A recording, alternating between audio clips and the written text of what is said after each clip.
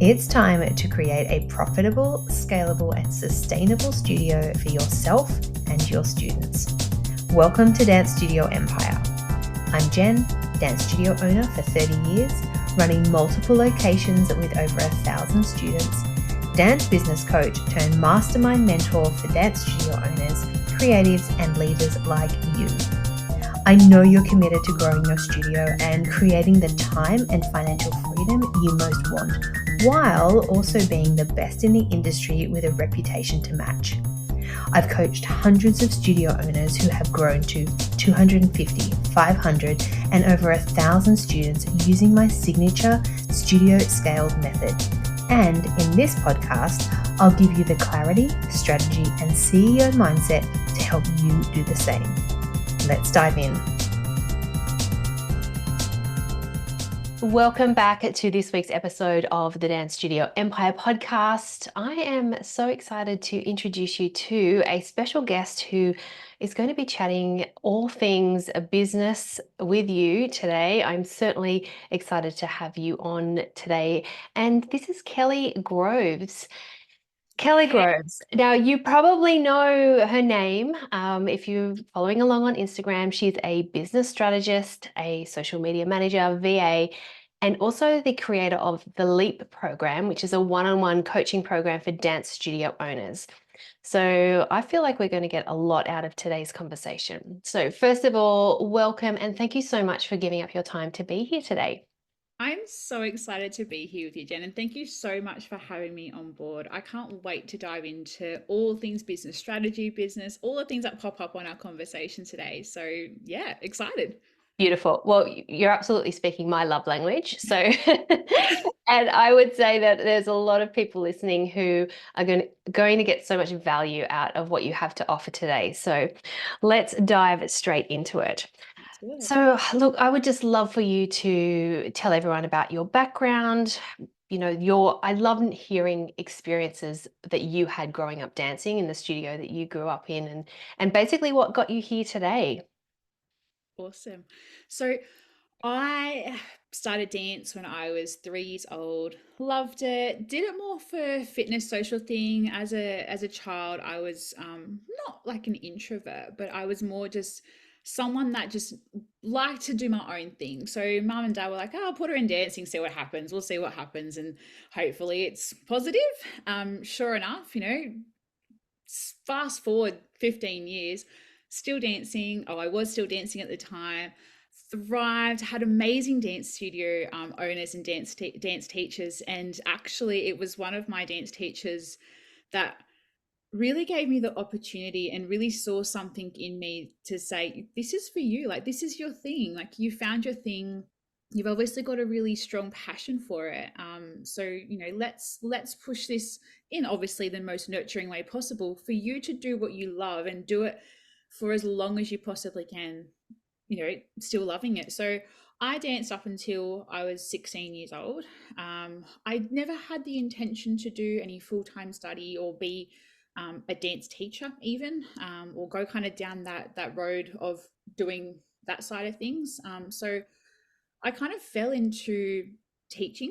The teacher that I was doing student teaching, as you do, you work through those levels and end up doing student teaching if it's offered to you. So I took up student teaching, absolutely loved it. I loved working with students from, even your little preschoolers, even up to students that were just under my age, just to see how that worked in that perspective as well. But from there, my teacher that I was being mentored by, she was going on maternity leave and was like, "Kel, do you want to take over these classes?" And I was like, no, thank you. I'm not ready for that. Thanks, but no thanks. This is not my thing. And she's like, "Look, give it a go. Like, I really feel you've got such a strong passion for what you're doing. You're so great with the students. Like, it's just something that I can see that you love. But if it's not for you, that's totally fine." Sure enough, 10 years later, I'm still teaching and I absolutely love it. Wow. Oh, I didn't realize you were still teaching. Well, that's really Yeah. good. Yeah, Well, I still teach. I'm primarily a tap teacher. I've taught everything, but I love tap. Tap's my passion, and that's where I fell into that position to begin with. My tap teacher was, going on maternity leave, and that's all that happened. I didn't love tap from the beginning. I cried every class I went to. I was like, tap is not for me, not enjoying it. I can't do it. And in my like performance troupe that I was in, all the kids had been doing tap way before me. Like they were doing tap from a young age. I jumped in at 10 years old and was like, oh, I'll give this a go, see what happens. Didn't think I was very good, but again, that same teacher was like, Kelly, this is your thing. Like tap is absolutely your thing. Like you have so much potential. And me crying every lesson, no, I can't do it. I'm not going. Mum like, get in there, give it a try. We've signed up for 10 weeks. Off you go. Yes. The old But days where we committed. Yeah. yeah, we were committed. Yeah. Well, the parents were committed. Yeah. That's right. And I was like, you off you go, 10 weeks. Like, just get to 5. Just get to 5. And I know you've given it a red hot go. And then yeah, my teacher was just like, tap's your thing. Sure enough, I ended up being a tap teacher. Still taught, ballet, jazz and all the other things, but primarily now, yeah, tap teacher and love it. Yeah. Again, you're speaking my language. I've actually just taken up tap again. Hey, that's Yes, and awesome. I love it. I've just bought a new pair of fancy tap shoes. Cool. Yeah, I'm actually I'm dancing more now than I have in years, and Right.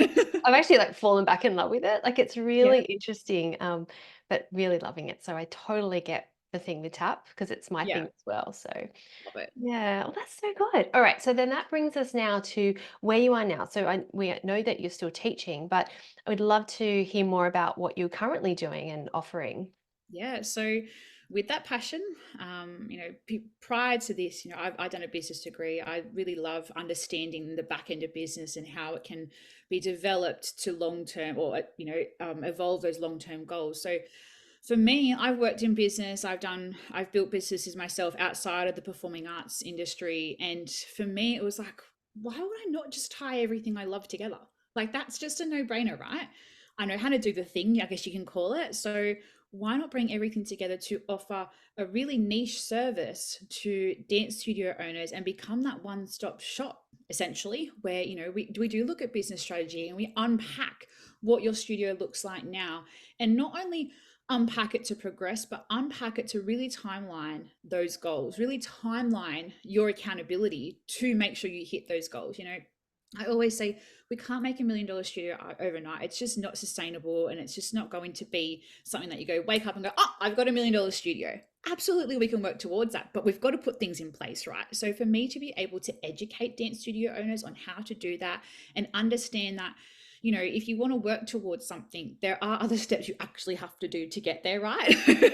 Yep. So that all tied in with being able to provide social media strategy, so that aligns with what that business goal is. We always talk about being able to attract our ideal student, being able to attract our ideal client, whatever industry we're in, we still need to be speaking the language of the people we want to align and that do align with our business.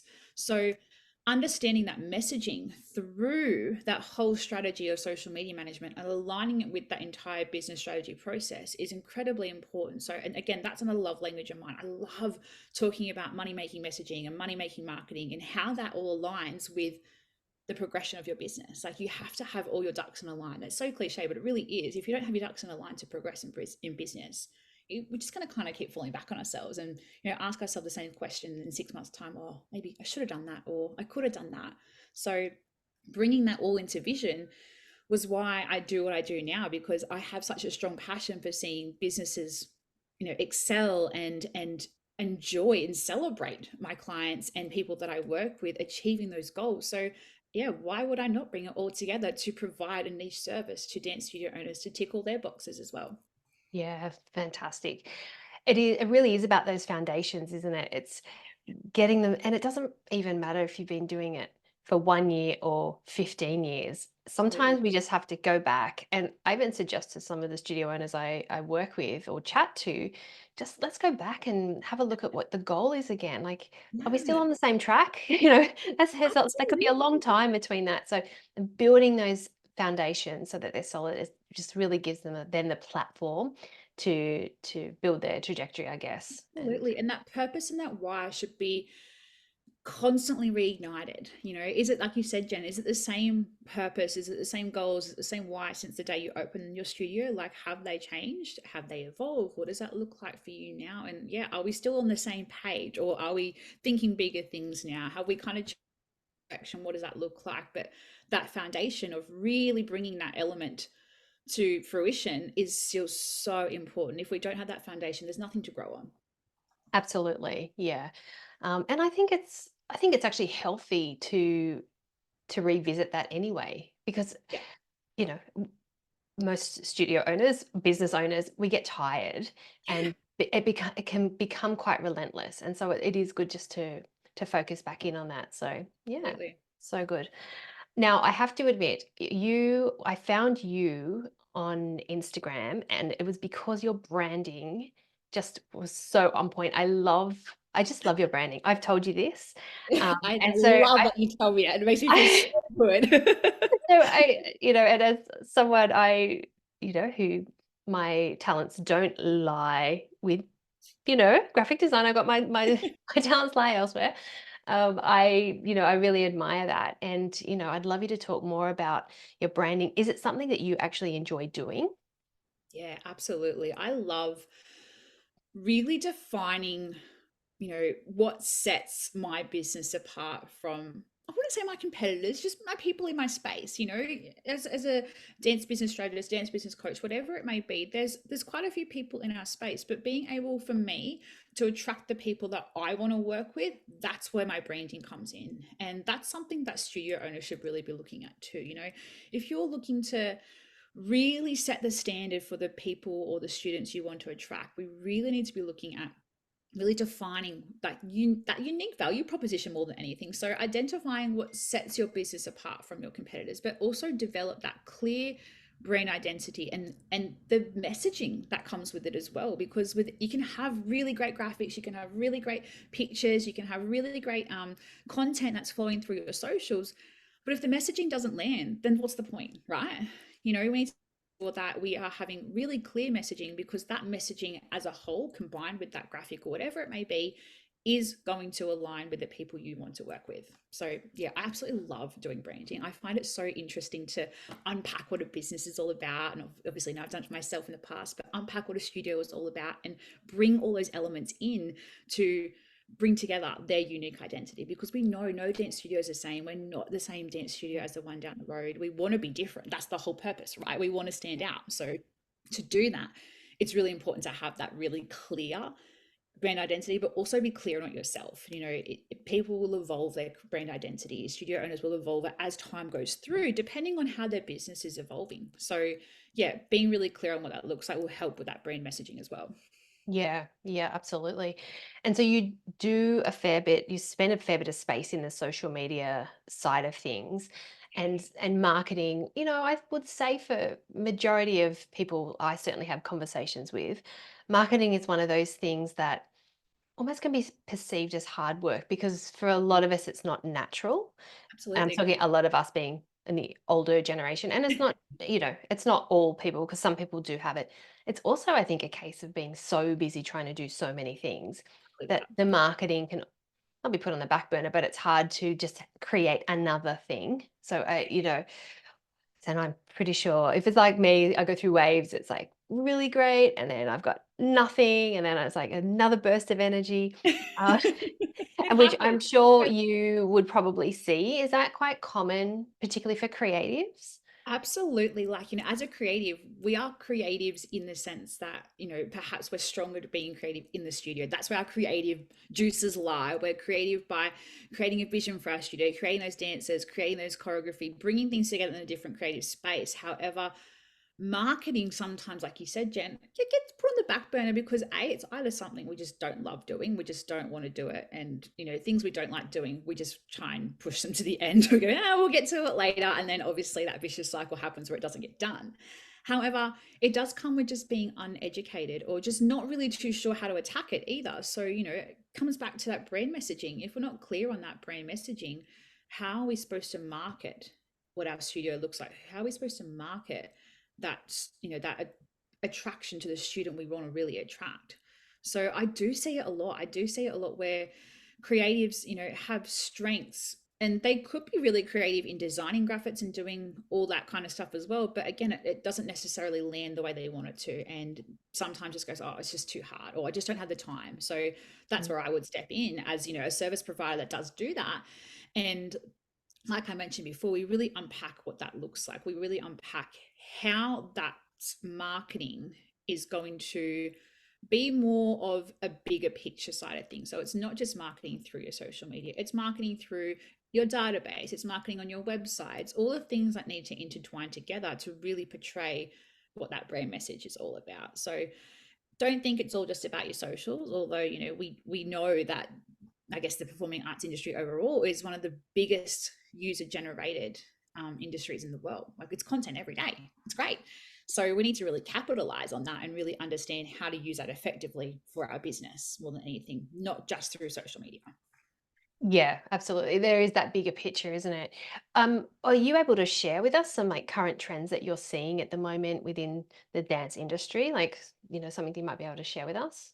Absolutely. So I think, you know, the big thing that's always going to be, and I believe personally, is always going to be a huge thing in our industry, is videos.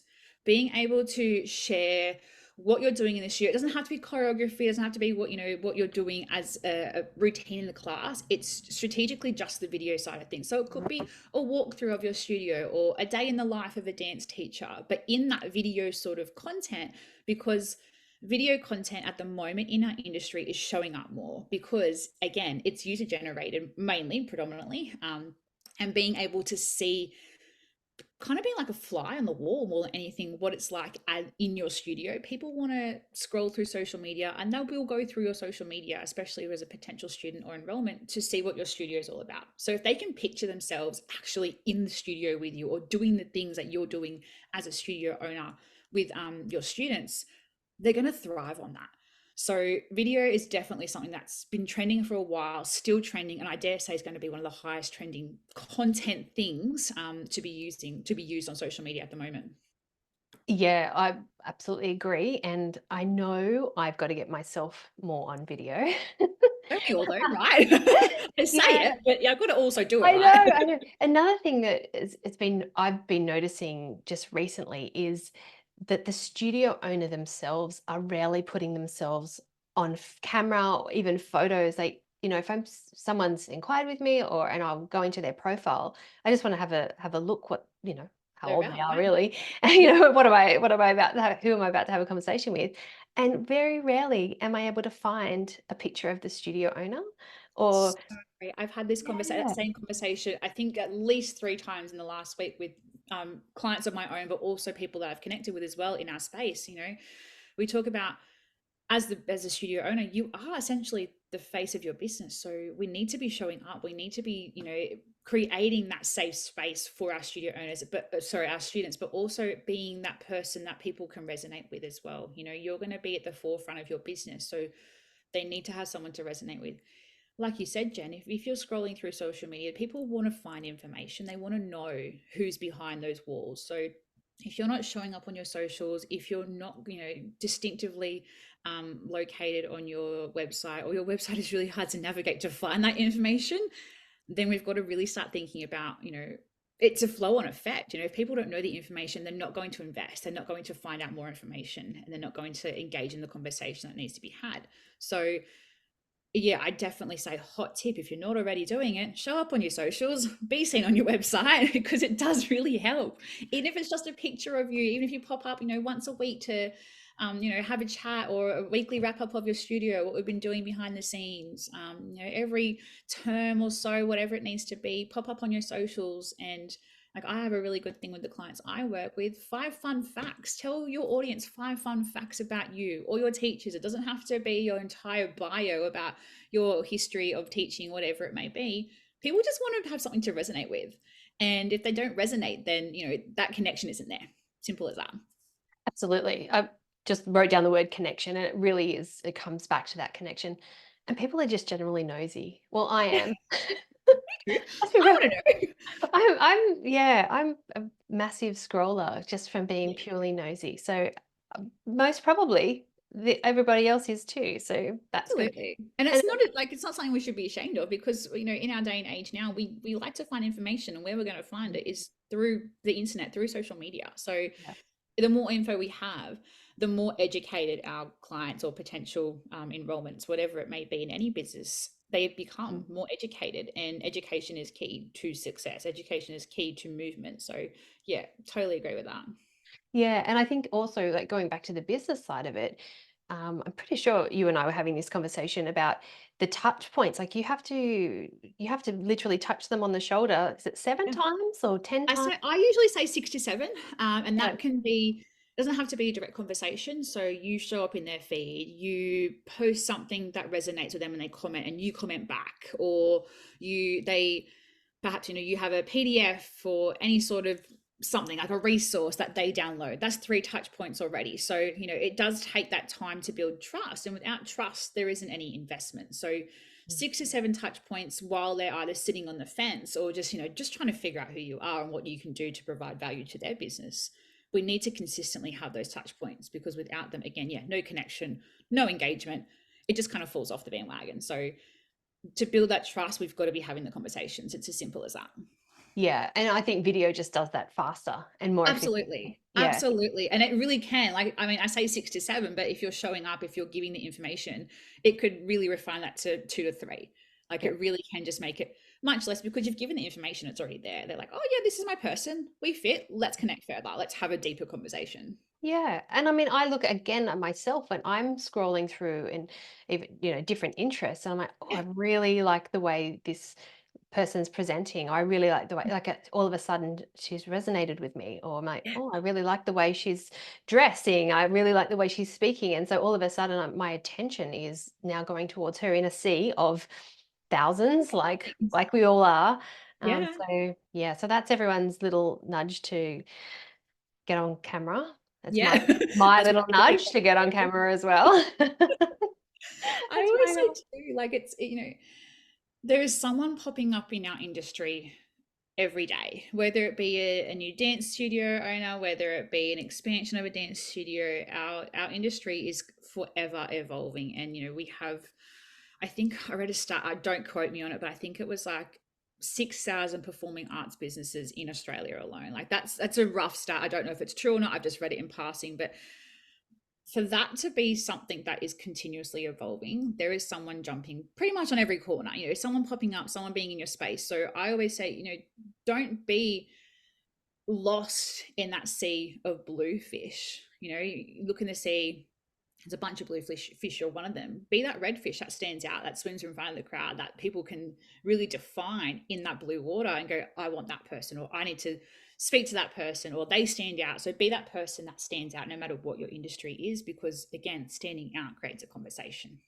Yeah, yeah. And I mean, it's healthy. And I think, again, it's a mindset that we have to adjust our mindset. So instead of panicking, it's like, oh, there's another studio opening. Oh, Yeah. there's someone else coming through faster and fitter and younger and more savvy, marketing savvy, Facebook and social media savvy. Um, but yeah, but it's not. I think it's just important to remember, like, you think about Mm, how many song artists there are, and absolutely. how many do you listen to? Like, a variety of people, and so Yeah. yeah, just I read something the other day. It was on, I forget who. It might have been just a general thing that I read through, again, scrolling through Facebook or scrolling through Instagram. It was something along the lines of, Frank Green isn't worried that Kmart is selling drink bottles. And like, that resonated so much with me, because it was more of the fact, like, yeah, if I was a dance studio owner, I wouldn't be worried if there was a dance studio opening up down the road, because their market's different. Their growth rate is going to be different. We're just different. We're just different. And it needs to be, yeah, I think less, the scaremonger around that needs to be reduced, because being an established, in whatever way, whatever your expertise are, being established in your industry doesn't have to be you're established from day one. Doesn't mean you have to be established from 10 years down the track. Your point of difference is what's going to get you your target market. And that's what needs to be defined and clear.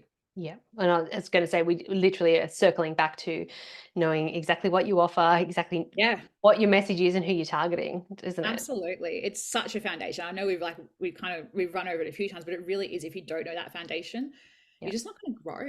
And I yeah, say that so loosely, but it's so true. It's just like, yeah, if you don't have that in place, then it's just not going to be the growth rate that you would hope for your business. Absolutely. And it is okay if that evolves over time. You can Yeah, you can, absolutely. but Absolutely. yeah.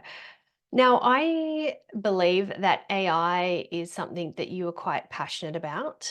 It, I think, I think it's such a great thing. I think there's a lot of positive about it. I know some people are afraid of it. Some people aren't quite sure how to use it properly. It is with us till the end, I believe. Like, I just Yeah, don't think it's going to go away ever. no. So I would love if you're happy to talk a little bit more about AI, how you're seeing it working, what's the best way as studio owners to utilize it for us. Yeah, absolutely. Like, again, not an AI expert in any way, but I do really love the benefits of what AI is offering and will continue to offer for studio owners, like even down to automate like automating what the back end processes of your business looks like, being able to implement a workflow based on AI. And you don't have to even answer an email anymore. You get an inquiry in, there's an automatic email that comes through to that inquiry.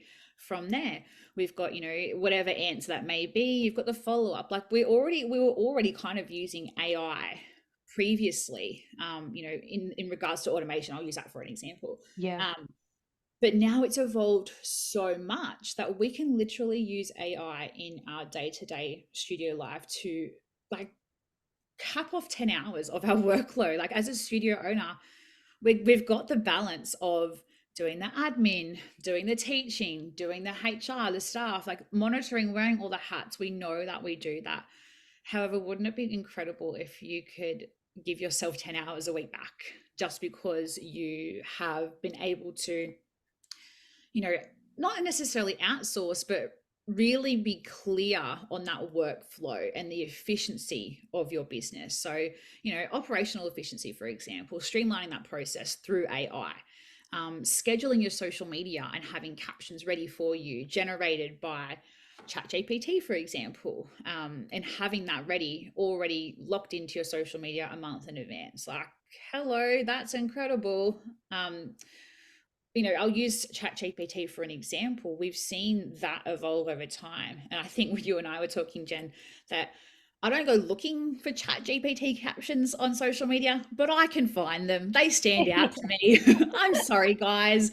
It is time that we really start evolving. And with ChatGPT, you've got to teach it, you've got to educate it. And by that, again, we're bringing it back to that brand voice. You need to teach ChatGPT to speak like you, to be able to have the messaging that you would do if you were just writing the caption yourself. So we do need to educate that. And that means not just typing into ChatGPT and saying, write me a caption about, learning Foytes in class today. ChatGPT is going to write you a really brief one, and I dare say 10 or 15 other dance studios have done almost exactly the same and got all the emojis and all the irrelevant hashtags, and it just isn't landing. So we need to be really clear on how we educate these AI services to work in our favor, because if we don't educate them, then we're just kind of sticking in that spiral of generalization, and that's not going to make us stand out. That's not going to be able to make our workload easier, because at the end of the day, we're still going to be chasing for leads. We're still going to be trying to build those numbers through the work that we're already doing. So diving into AI, learning about the benefits of what it can do for your studio in so many levels. Like, it's not just about, that automation. It's more about optimizing. It's more about, efficiency. It just makes your job so much easier. And yes, I understand some of you are going, holy crap, AI is scary. It knows too much stuff. I'm not jumping on board that AI is going to know my credit card details by tomorrow. No, that is not the case. Again, we need to educate AI. We need to educate how we can use it in a way that's going to be beneficial, rather than, standing in the crowd of everyone else that's using it. Yeah, absolutely. Do you have any suggestions of AI tools that a dance studio owner would benefit from? Yeah, look, ChatGPT, I don't think people often realize, you know, how efficient it can be. It's not just about typing something in and it just spits out an answer. Like, I use ChatGPT for so much stuff. I use it for, for example, I used it just the other day to do like an SOP, like a operating procedure for a business that I work with, purely because this business had, or this studio owner had given me a video of how to do that, and I've uploaded up into ChatGPT, and it's taken bits and pieces out of it and then spat out a general, somewhat SOP, and then from then on we refine it. So instead of having someone spending 3 hours writing a operating procedure for how to do something in your business, whether it be a script to answer an inquiry or an email sequence, it has the potential to do so much more. Again, if you take the time to educate yourself, but then again, spitting out the other way, if you can educate ChatGPT as well. So I use ChatGPT, I use Claude AI, similar platform. I find Claude AI a little bit more better in depths of being able to refine a voice a little bit easier. But that's just my personal preference. It could just be how ChatGPT is taking that information in. But at the moment, look, my hot tip would be really get on board with AI in general.